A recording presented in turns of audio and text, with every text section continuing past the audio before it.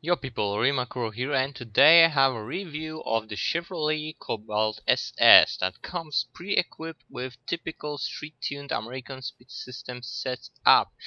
No aftermarket parts and no skill mods, and this car was on sale for 1080 speed boost. That's seriously cheap for a car that's quite decent looking. Not very shouty, not very, square-like or completely oval, It's a decent looking thing, quite interesting. And it's very rare because previously it was only available as a top-up item. And not many people actually got it, so well, now it's maybe less rare, but it's still rare. And it is one of the cheapest cars to actually customize visually. The aftermarket parts on it are insanely cheap, and the best one is this, I believe, which is for in-game cash. Let me repeat: the best body kit for this car is for in-game cash, and it costs only 7.5 grand of in-game cash.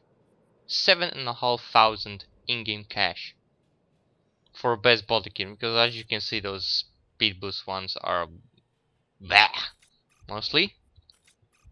Still, the cheapness of this car, because it's really cheap in every aspect, doesn't come only for the body kits but hoods as well.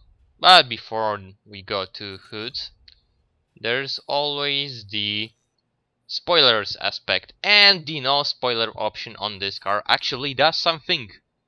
Yes, it removes the spoiler. Hooray! But the spoiler makes this car look better, so yeah. However, we also got two in-game caches, which one of them is very good, and the rest of the speed boost typical hoods, which are cheap again. However, I made it to D-class with some typical customization, so I could then also, yeah, as you can see, vinyl it, and well, I got myself a bunch of dipshits. Let's say like that. As you can see, wrong body kits, ramming me in previous races as well, and they are mostly a bunch of just not very good players, spammers, rammers, and they call me a rammer. And if you can see the chat, you can see that there was quite some interesting, let's say, discussion going on. Anyway, back to the car. It has a normal nose, not even an Audi level of nose, no cosmic nose, so nothing there.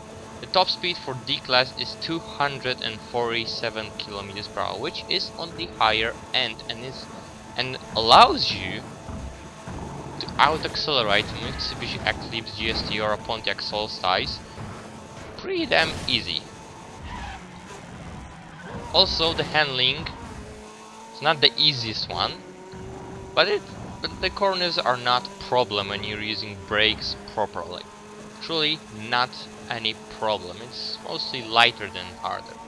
The acceleration of this car in D-class again is decent. It's not the best, but it's on the higher. You won't be left behind by other cars, be sure of that.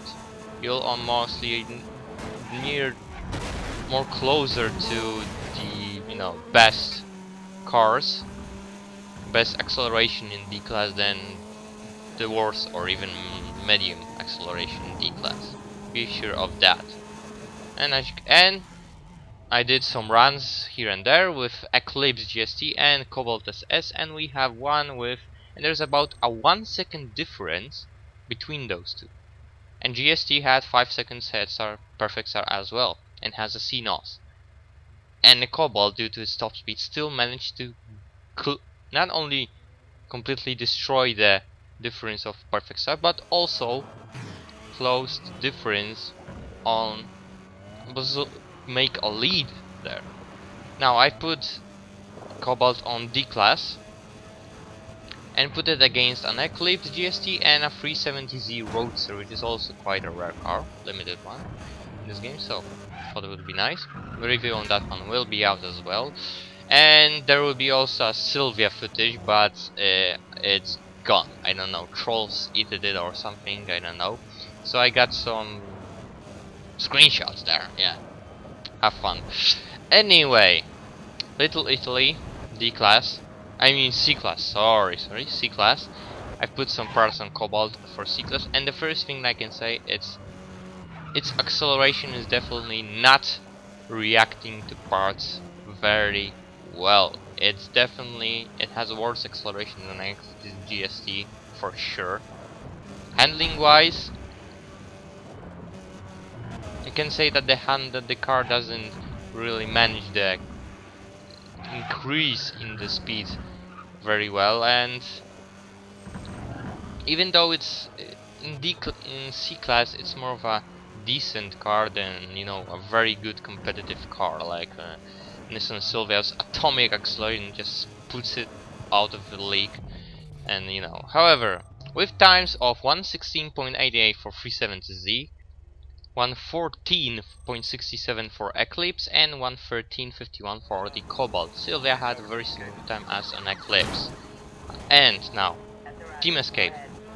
This car is genuinely great for Team Escape. It's quite thin, so you can maneuver. In D-Class, it's very good.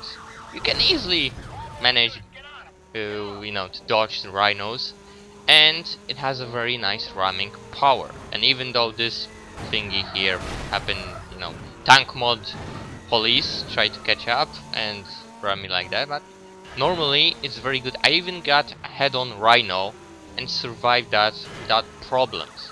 Truly, for Team Escapes, this car has no ram. As you see, it's great. So, overall, how should I stack up this car? Well, in C-Class, it's just, you know, it's a nice car, decent, not the best, not really good, not really good in anything in C-Class, but in D-Class, this car shines. Even though with its normal loss, it has quite high top speed, very decent acceleration, very good. It's you know, very decent. It allows you to keep up with everything, not be behind anything.